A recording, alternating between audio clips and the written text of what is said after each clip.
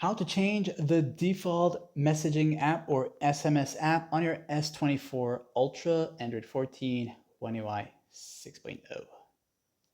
The guaranteed way to do this is by using the quick panel access, and you'll go to settings, and in the main settings, go down to where it says apps. So just keep going down until you see apps right here.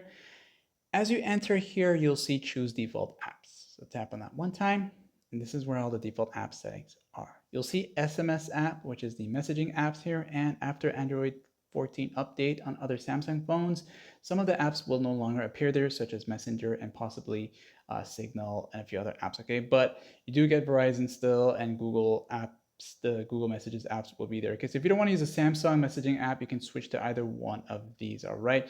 The other way is if you already have one of these set, and if you're going into the other app for the first time, it will prompt you to go into default if you want it to be your default app, and that's up to you to make that decision. Okay, but like and sub.